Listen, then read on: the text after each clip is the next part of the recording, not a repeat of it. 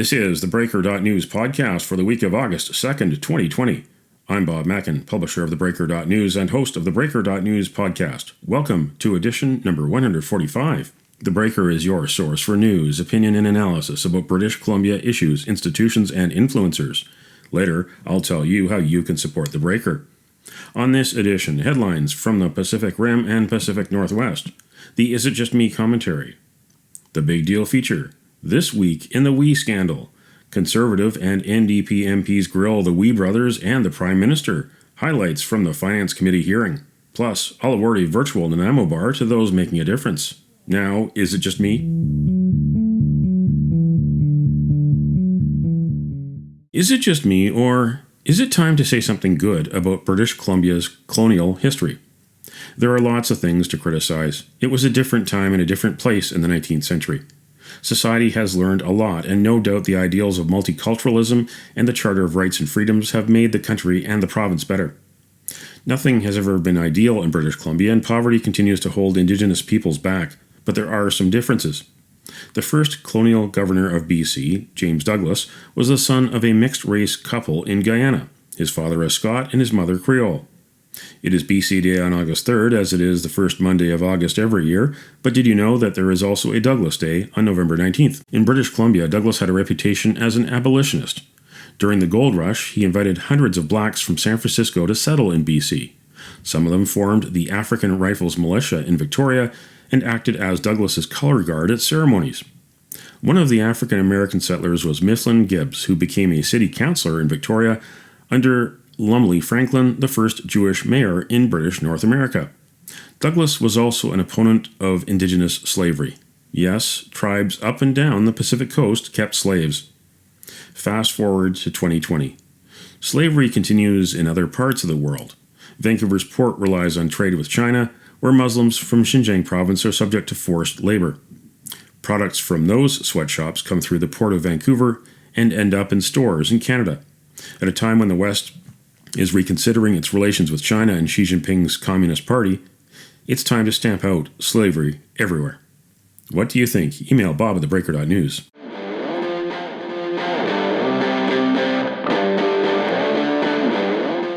Now it's time on the Breaker.news podcast for Around the Rim. We look at news headlines around the Pacific Rim. Tony Chung, Kimmy Chung, and Natalie Wong in the South China Morning Post. Hong Kong elections. Mass disqualification of opposition hopefuls sparks political storm. The group of 12 includes such well-known names as Alvin Young, Joshua Wong, Dennis Kwok, and Gwyneth Ho. Government warns more nominations could yet be invalidated, saying there is no question of any political censorship or restriction of freedom of speech. The mass disqualifications, the most since the city's return from British to Chinese rule in 1997, came just a month after Beijing imposed the sweeping national security law on Hong Kong, prohibiting acts of secession, subversion, terrorism, and collusion with foreign forces to endanger national security. Matthew Strong in Taiwan News, Taiwan's first directly elected president, Lee Teng-hui, oversaw liberalization. President Lee, Taiwan's first native-born and directly elected president, oversaw the island nation's transition to democracy. He passed away July 30th, aged 97. Lee served as head of state and as chairman of the Kuomintang from 1988 until 2000, a period marked by democratization and liberalization, but also by tension with China. In 1990, Lee was elected by the largely rubber-stamped National Assembly for a 6-year term as president, but massive protests by students led him to set reforms in motion. Constitutional amendments resulted in direct elections for the presidency and in the full re-election of the Legislative One. Josh Robertson in ABC News Australia. Queensland police investigate crime syndicate involvement after Brisbane women charged with coronavirus border fraud. Diana Lasue, 21, Olivia Marenga, 19, and a 21-year-old Algister woman have been charged with fraud and lying to health officials to evade quarantine after a trip to Melbourne, a declared COVID-19 hotspot. The ABC understands police are examining whether the trio acted on the instructions of crime syndicate handlers. Police are investigating the women's alleged involvement in stealing luxury handbags in Sydney. Diana Lasue's parents and 7 siblings tested negative to COVID-19 but are awaiting results from a second test. That's Around the Rim on this edition of the Breaker.news podcast.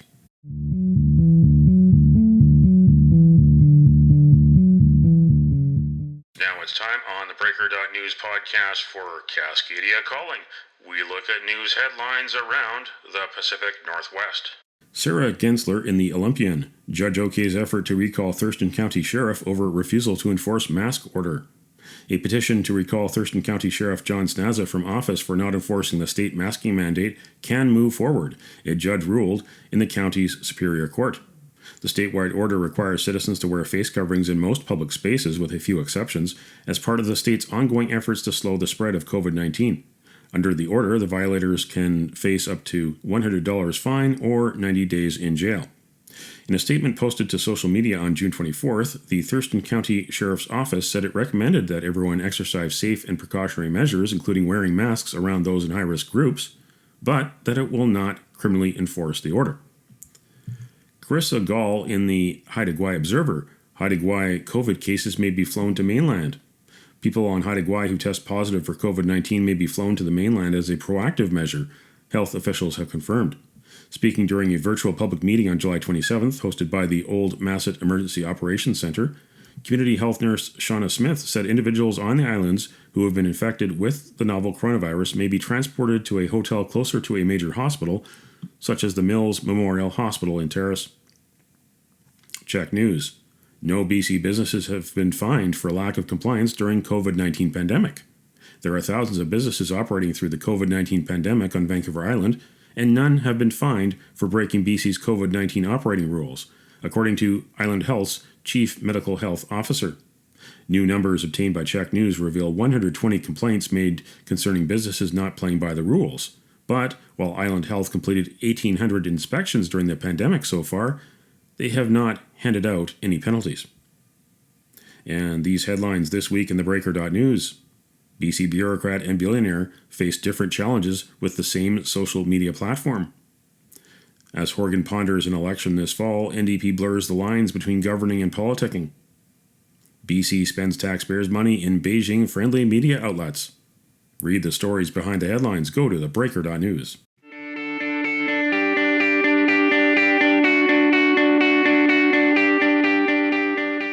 This is the Big Deal feature on the Breaker.news podcast. The charity got tagged the We Charity scandal on this when, in fact, the charity didn't make the final decision and wasn't involved in the process of declaring whether or not there was a conflict. Yet every media has carried this as the We Charity scandal around the world. This has been, it's devastating to a Canadian charity through this whole process.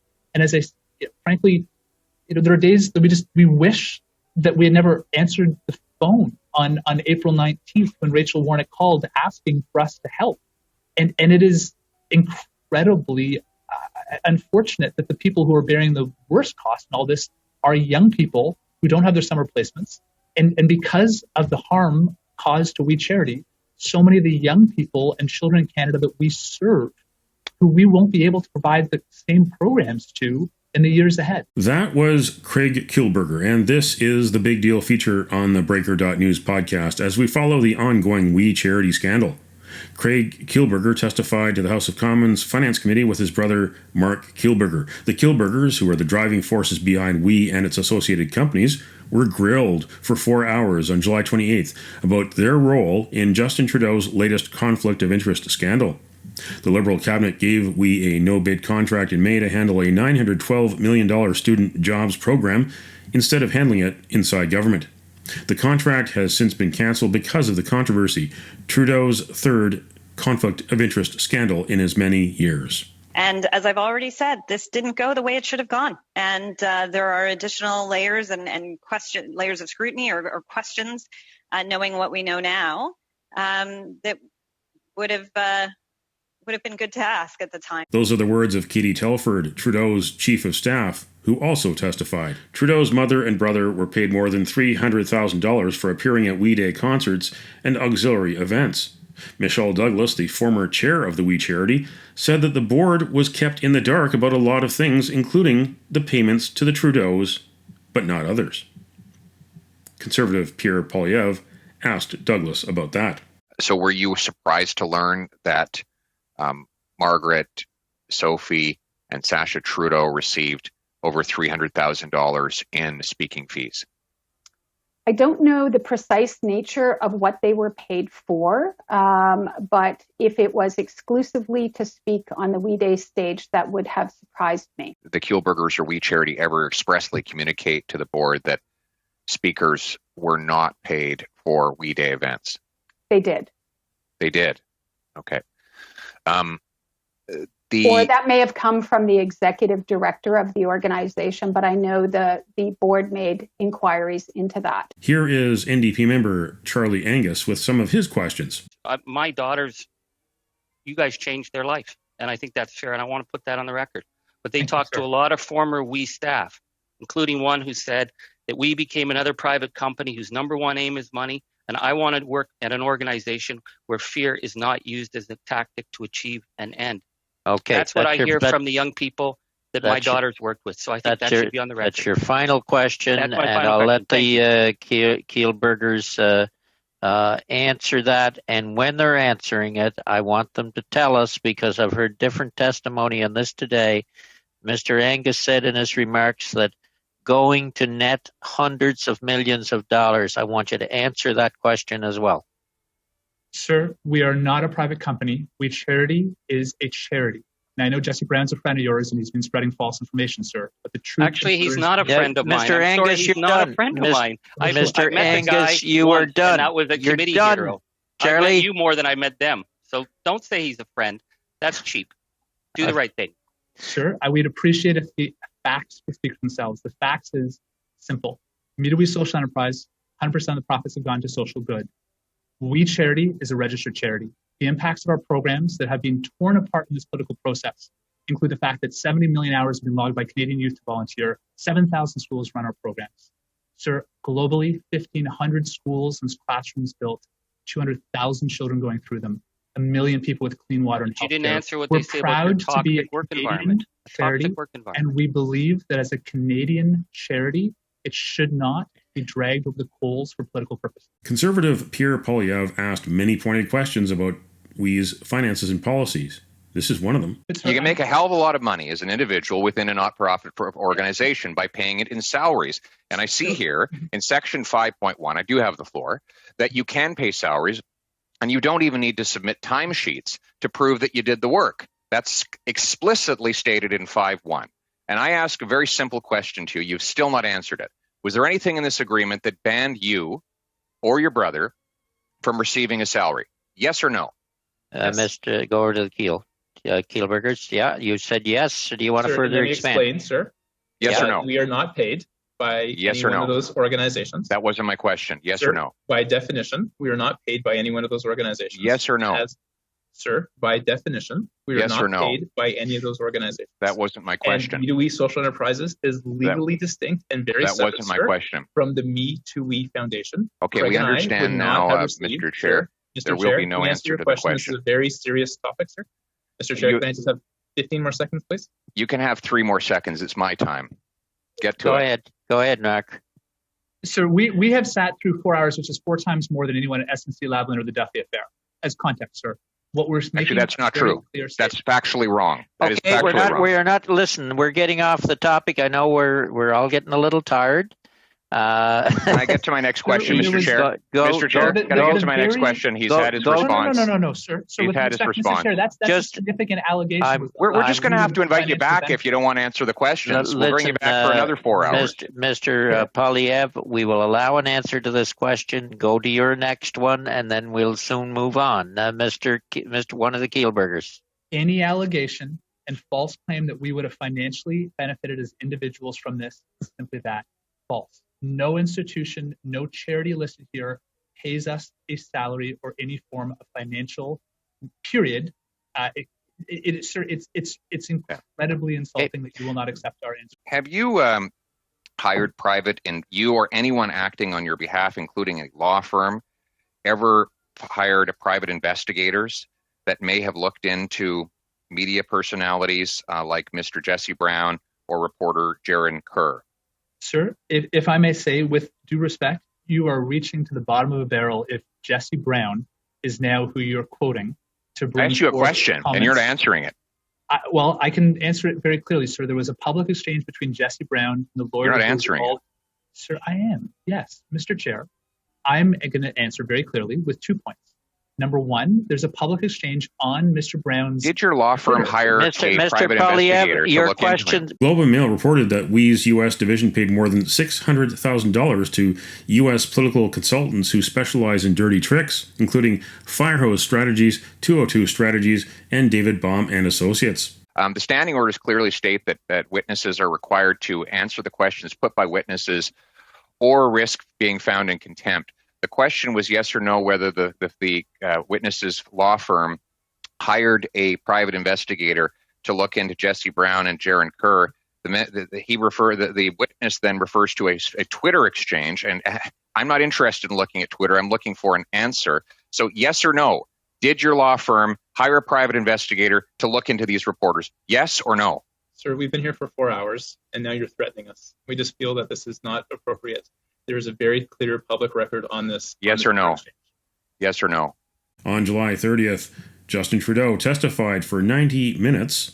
Here is NDP member Charlie Angus. Mr. Prime Minister, 2017, after you're found guilty with the Aga Khan deal, you said, we are going to work with the Office of the Ethics Commissioner in the new year to ensure that as we go forward in full and complete compliance with the rules and the rules in place.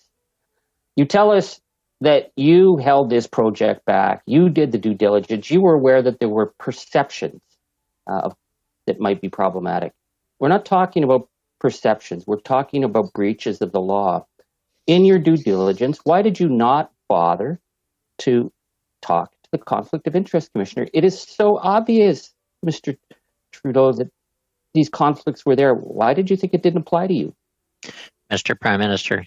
Mr. Angus, the Public Service came forward with a recommendation to Cabinet to move forward either with this specific third-party provider that was We Charity, or else not move forward with the program at all. That was the binary choice we proposed. I did not influence the Public Service to choose this organization. And indeed, when the Public Service came forward with this organization, I said, you know what? Let's put the brakes on it. Let's make sure that it's done absolutely everything right, because there are going to be questions because of the connections with my family on this. Yes, in hindsight, I should have recused myself, and perhaps that the program would be delivering for students right across the country right now. Mr. Poilievre, the Prime Minister's got about 8 seconds to answer that one, then we'll go to your question. The CSSG was about recognizing and rewarding volunteerism. Right. It's not about jobs. It was about volunteerism. And that, unfortunately, is something that we can't do because this program... Back to Mr. Poilievre. You just misused the word so that you could justify outsourcing a program that already effectively exists within the government. Now, when you did that, you directed $500 million. And yes, you did. You were the head of the cabinet. Did you know that the group to which you were directing that $500 million was in violation of its bank covenant? Yes or no? That is not something that we had as information at that point. Did you know that the government money would go into a real estate shell foundation instead of into the We Charity? Yes or no? The details on the payment were worked out by our professional public service in terms of how the contribution agreement flowed. So did you know that the chair of the board had resigned? Yes or no? No. So you clearly did not do any due diligence of your own.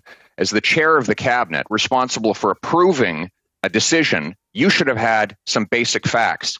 Sir, you were using $500 million of taxpayers' money here. You had a fiduciary responsibility. Why didn't you ask these questions? We have flowed tens of billions of dollars through the CERB, through the question isn't about the benefit, through various ways to help Canadians, and we were very, very active in making sure that flows right. There are many, many different programs, and in cabinet government, we trust the ministers and the public service to do their jobs and make sure that things are delivered in the right way, and in this case, they did. An update on my inquiries about frequent We Day speaker Rick Hansen. Monica McCluskey, spokeswoman for the Rick Hansen Foundation, said Rick Hansen appeared at 36 We Day auxiliary events from 2010 to 2019. McCluskey said that neither Hansen nor his foundation were paid to attend any of the auxiliary events, and that Hansen was never paid for speaking at We Days. TheBreaker.news asked to interview Hansen, but McCluskey said that, quote, Rick isn't available to discuss this further, end quote. TheBreaker.news will keep following the wee scandal.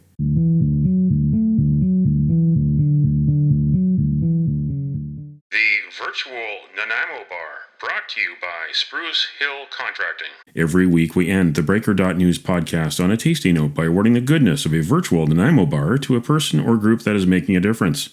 A virtual version of the province's favorite dessert bar goes this week to the volunteers in British Columbia communities big and small. On British Columbia Day in 2020, let's think of the people who give their time to help others, the people who give their time to make our communities better and safer at churches, community centers, to help the poor, the disabled, the seniors. Thank you to British Columbia volunteers. You can nominate someone for a virtual Nanaimo bar. Send me an email to bob@thebreaker.news. Spruce Hill Contracting, custom homes and renovations. Find more information at sprucehill.ca.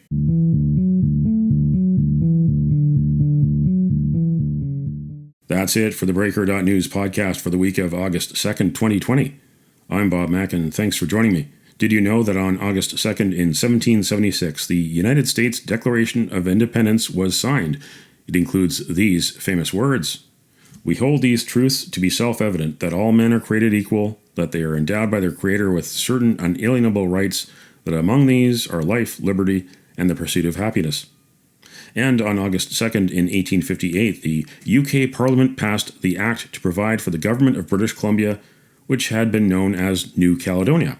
BC Day was declared in 1974 by the Dave Barrett NDP government. Now you know. Send me your feedback. Send me your story ideas to bob@thebreaker.news. Bookmark theBreaker.news. You can also find us at theBreaker.ca. Sign up for the email newsletter and get updates to your inbox. For news as it happens, follow The Breaker News on Twitter and visit theBreaker.news on Facebook. You can support The Breaker for as little as $2 a month. For more information, go to patreon.com/thebreakernews. patreon.com/thebreakernews. Happy BC Day. Until next week.